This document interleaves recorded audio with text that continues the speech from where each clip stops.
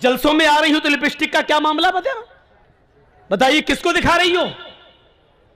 चिपके हुए कपड़े और चिपकी हुई लेगी, पैरों से चिपके हुए कपड़े किसके लिए? हमारी बहनें हैं और हमारी बेटियां हैं, हमारी बीवियां हैं।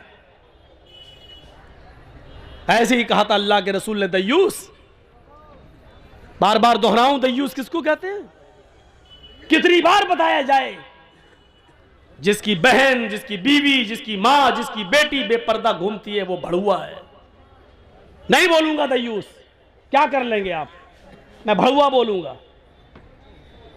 जिसकी बहन बेपर्दा घूम रही है वो भाई भड़ुआ है, जिसकी बेटी बेपर्दा घूम रही है वो बाप भड़ुआ है, जिसकी बीवी बेपर्दा घूम रही है वो शौहर भड़ुआ है,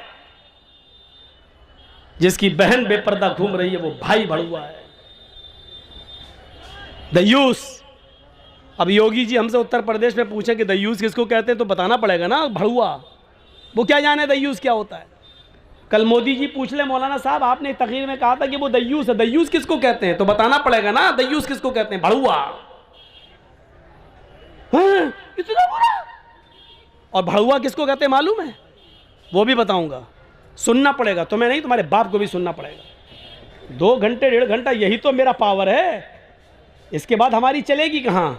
इसके बाद तुम कहीं बोल ही नहीं पाएंगे, जहां बोलेंगे वही पिटेंगे। यहां ये अथॉरिटी पावर मुझे अल्लाह के नबी ने दिया है, इस्लाम ने दिया, शरीयत ने दिया है। भड़ुआ कहते हैं उसे जिसने अपनी मां बहन बेटी को चकले पे बिठा दिया हो और उनसे जिना करवा रहा हो और उनकी कमाई खा रहा हो, इसको कहते हैं भड़ुआ। अपनी माँ बहन बेटी बीवी से गलत काम करा के उनकी कमाई को खाने वाला। इतना बुरा जुमला अल्लाह के रसूल ने कहा, जिसकी बहन बेटी बीवी माँ बेपर्दा घूमती है वो ये है। कोई फर्क नहीं पड़ेगा। मैंने टेबलेट नहीं दी, ऑपरेशन कर दिया, लेकिन कोई फर्क नहीं पड़ेगा। हम जो करते आए वही करेंगे। ला युशरिकु बिल्लाहि शैअन दखलल जन्नह। जो इस हाल में मरा कि वो अल्लाह के साथ किसी को शरीक नहीं करता था, वो जन्नत के अंदर जाएगा। यानी मरते दम तक वो किसी गैर के पास आस्ताने पे नहीं जाता था। मस्जिद में आया तो कहा इय्याका नअबुदु व इय्याका नस्तईन, अल्लाह तेरी ही इबादत करते हैं और तुझसे ही मदद तलब करते हैं। अभी मस्जिद में कहा उसने, घर पे गया तो बीवी बोली 4 साल शादी को हो गए, अभी तक बच्चा नहीं हो रहा। देखो हमारी पड़ोसन फला बाबा के पास गई थी, देखो बच्चा हो गया। चलो मस्जिद में जा जाके थक गए हो, अब एक बार अरे हमारी पड़ोसन जिस बाबा के पास गई थी उसी के पास हम भी चलते हैं। और गया बाबा के पास, बाबा तेरे दर पे आया हूं तो झोला झोली भर के जाऊंगा वरना मर के जाऊंगा। जो इस हाल में मरा वो नहीं, अल्लाह भी राजी रहे, रहमान भी और खुश रहे शैतान भी, ये नहीं चलेगा। सिर्फ अल्लाह से मदद तलब करते हैं। अल्लाह मैं तेरी ही इबादत करता हूं और तुझसे ही मदद तलब करता हूं, यह है तौहीद। एक सहाबी अल्लाह के नबी के पास आए, बदवी थे, अराबी थे, देहाती थे। अल्लाह के नबी मैं दूर से आया हूं और दूर जाना है, अपना काम हो गया, सोचा जाते वक्त आपसे मिल लूं। अल्लाह के रसूल मुझे सूरज के गुरूब होने से पहले पहले अपने घर पहुंचना है, क्योंकि जंगल में खतरा है, जंगलों से गुजरूंगा। अगर सूरज गुरूब हो गया और सूरज गुरूब होने से पहले अगर मैं घर पे नहीं पहुंचा तो जंगल के खतरनाक जानवरों का डर है कहीं वो हमें फाड़ न दें, चीर न दें, इसलिए मैं जा रहा हूं अपने घर की तरफ। मुझे मुख्तसर नसीहत कर दीजिए, कोई ऐसी चीज़ बता दीजिए जिस पर मैं अमल कर लूँ। अब अल्लाह के रसूल की अक्लमंदी देखिए। आपने सोचा कि आदमी दूर जाएगा, सूरज डूबने से पहले पहले घर पहुंचना है। अब वो मौलाना जर्जीस की तरह 2 ढाई 3 घंटे की तकरीर नहीं कर रहे हैं अल्लाह के रसूल उसके सामने। अरे इतनी दूर से आए तो बैठो बैठो। सबसे ज़्यादा शायर लोग जो होते हैं वो पकाते हैं लोगों को, वो समझते जैसे हम फालतू हैं, ये भी फालतू है। अब वो जाना चाह रहा, बैठो बैठो एक शेर और सुन लो मेरा। अब वो शेर सुना रहा, अब वो तारीफ थोड़ा सा कर दिया, माशाल्लाह शेर बहुत अच्छा, वाह वाह क्या बात। अरे बैठो यार, ऐसे तो हमारे पास 10-15 शेर हैं। और सुना रहा है, अरे सुनो बैठो यार, चाय पिला के 2 चाय देना मलाई मार के। चाय भी पिला रहा है, शेर भी सुना रहा है।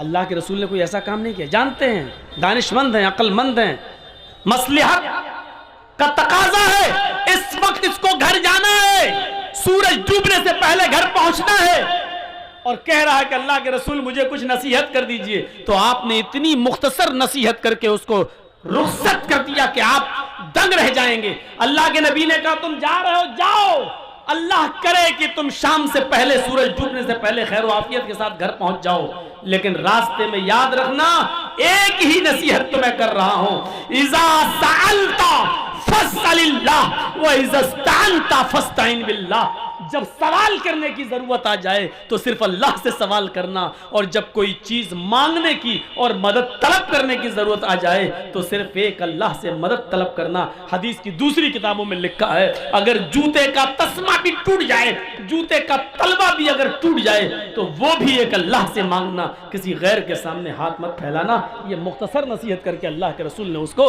रुखसत कर दिया। तो मम्माता ला युशरिकु बिल्लाहि शैअन, जो इस हाल में मरा कि वो अल्लाह के साथ किसी को शरीक नहीं करता था तो वो जन्नत के अंदर जाएगा। ये जन्नत में जाने के रास्ते हैं, कितना पैसा खर्च हो रहा है। मन काना आखिरु कलामी ला इलाहा इल्लल्लाहु दखलल जन्नह, जिसकी जबान से आखिरी जुमला निकला ला इलाहा इल्लल्लाह और निकलते ही वो मर गया, यानी उस मर्जुल मौत में मुब्तला है और आखिरी जुमला मरने से पहले उसकी जबान से निकला ला इलाहा इल्लल्लाह, हो गया। ला इलाहा इल्लल्लाह कहने के बाद उसको एक्सपायर हो गया, डेथ हो गई उसकी, इंतकाल कर गया। तो अल्लाह के नबी फरमाते हैं कि ला इलाहा इल्लल्लाह पर उसका इंतकाल हुआ, उसकी जबान से आखिरी जुमला ला इलाहा इल्लल्लाह निकला, दखलल जन्नह, वो कहाँ जाएगा, जन्नत के अंदर दाखिल होगा। ये रास्ते हैं जन्नत में जाने के, जिनके लिए हम भेजे गए इस दुनिया में, इन रास्तों पे चलो। अल्लाह के नबी मस्जिद नबवी में बैठे हुए हैं, आपके साथ चंद साहबा हैं और आपने एक इशारा किया और अंदर चले गए हुजरे में। आपने फरमाया मेरी उम्मत में से 70,000 अफराद ऐसे हैं जो बगैर हिसाब व किताब के जन्नत के अंदर दाखिल होंगे। मेरी उम्मत में 70,000 अफराद ऐसे हैं जो बगैर हिसाब व किताब के जन्नत में जाएंगे। अल्लाह उनसे कोई हिसाब व किताब नहीं लेगा, उनकी शक्लें देखेगा और फरिश्तों को हुक्म देगा, ओ फरिश्तों इनको जन्नत में ले जाओ, फरिश्तों इनको जन्नत में दाखिल कर दो। उनसे हिसाब व किताब नहीं लिया जाएगा। ये कहकर अल्लाह के रसूल हुजरे में चले गए। साहबा आपस में सोचने लगे पता नहीं कौन लोग जन्नती होंगे, हम हुए कि नहीं हुए। अरे उन खुश नसीबों में 70,000 लोगों में मेरा शुमार होगा कि नहीं। ये तो शायद उन लोगों के बारे में आया है जो इस्लाम की हालत में पैदा हुए होंगे और इस्लाम ही पर जिनका इंतकाल हुआ होगा। हम तो पहले काफिर थे, बाद में इस्लाम लाए हैं, इसलिए हम लोग इसमें शामिल नहीं। थोड़ी देर के बाद जब अल्लाह के नबी हुजरे से निकल के आए तो आपने फरमाया शायद तुम लोग कंफ्यूज हो, शुबे में हो, डाउटफुल, पता नहीं कौन जन्नत में जाएगा। 70,000 लोग कौन होंगे जो बगैर हिसाब व किताब के जन्नत में जाएंगे। साहबा ने कहा अल्लाह के रसूल हम लोग कंफ्यूज हैं, पता नहीं उनमें हम हैं कि नहीं हैं, इसलिए हम लोगों को शक है। तो अल्लाह के नबी ने कहा सुनो, ये 70,000 लोग जो बगैर हिसाब व किताब के जन्नत में जाएंगे कौन होंगे। नौजवानों जरा सोचना है, जो अल्लाह के रसूल ने पहचान बताई है जन्नत में बगैर हिसाब व किताब की जाने वाले लोगों की, क्या उनमें हम हैं। अल्लाह के नबी ने फरमाया मैं तुम्हारा कंफ्यूजन दूर करता हूं। पहला शख्स कौन होगा, दूसरा कौन होगा, तीसरा कौन होगा, चौथा कौन होगा। अल्लाह के नबी फरमाते हैं कि बगैर हिसाब व किताब के जन्नत में जाने वाले लोगों में पहला आदमी होगा अल्लज़ीना हुम ला यततय्यरून वला यक्तऊन वला यस्तरकून वअला रब्बिहिम यतवक्कलून। बुखारी शरीफ की हदीस के अल्फाज हैं। अल्लाह के नबी फरमाते हैं पहला शख्स वो होगा जन्नत में जाने वालों में जिसका कोई हिसाब व किताब नहीं लिया जाएगा। अल्लज़ीना हुम ला यततय्यरून, जो बदशगुनी नहीं लेता होगा, बुरा फाल नहीं लेता होगा। बदशगुनी जानते हैं? आज कौन सा दिन है? मंगल। हमने कोई काम किया, बुध से लेकर सोमवार तक बहुत प्रॉफिट हुआ, मेरा कारोबार खूब कामयाब हुआ, लेकिन जैसे ही मंगल का दिन आया मुझे 1,00,000 2,00,000 का नुकसान हो गया। चलो कारोबार है, कभी घाटा कभी नुकसान लगता है। फिर हमने बुध से काम शुरू किया, फिर सोमवार तक बहुत फायदा हुआ, फिर दूसरा मंगल आया, फिर 1,00,000 2,00,000 का नुकसान हो गया। भैया ये माइक आवाज़ क्यों कर रहा सीटी वाला? तरफ से घेरा हुआ कैसे भैया इतना तो ख्याल रखो, ये माइक ही नहीं चलेगा तो फिर क्या होगा? माइक को तो माइक को साफ दिया, उसका पावर टेप मार दिया। अब बताइए, इन लोगों की वजह से बहुत दिक्कत होती है। माइक में टेप मार। देखिए कि ये कैसा लग रहा है, लग रहा है जैसे औरतों के जो बाल होते नहीं है, बिल्कुल उलझे हुए, बिल्कुल ऐसा लग रहा है। चलिए ठीक है जी, आपका कोई कुछ। फिर नुकसान हो गया। अब देख रहे हैं ये है तो बदशगुनी। फिर काम शुरू किया, तीसरा मंगल आया, फिर 1,00,000 2,00,000 का नुकसान। साला मैं मंगल को काम ही नहीं करूंगा, मंगल ही को मेरा नुकसान होता है। मंगल का दिन मनहूस दिन है, बस आज के बाद मंगल को मैं काम ही नहीं करूंगा। अब हम पूरा हफ्ता काम करते हैं, सिर्फ मंगल छोड़ देते हैं। ये है बदशगुनी। नहीं मंगल नहीं आज नहीं करें, क्यों? नुकसान हो जाएगा। ये है बदशगुनी। जर्जी साहब किसी गाड़ी के ड्राइवर के पास बैठे हुए हैं, लेके जा रहा है, जलसे में जाना है, रात भर जागे हैं, नींद आ रही, सो रहे हैं गाड़ी में। उसने अचानक ब्रेक मारे, बहुत तेज, गिरे।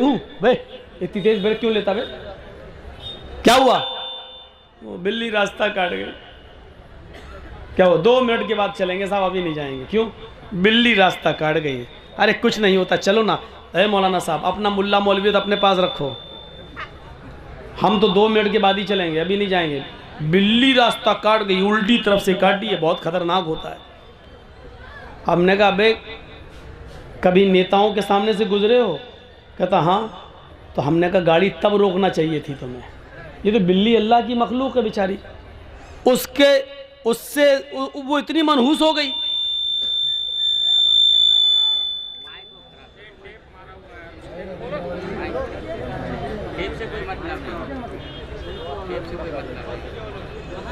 क्या समझ में नहीं आता भैया।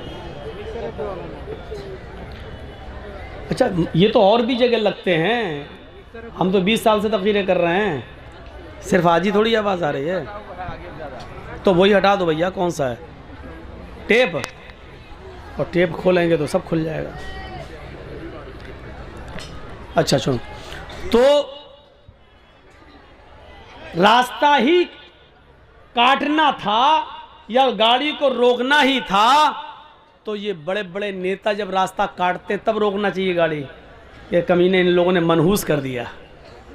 हाँ तो नहीं, बिल्ली ने रास्ता काटा तो रोक दिया। हाजी साहब हज करने जा रहे थे, वापस आ गए घर, बीवी ने कहा क्या हुआ? कि बिल्ली रास्ता काट दी, बिल्ली रास्ता काट दी। ये है बदशगुनी लेना।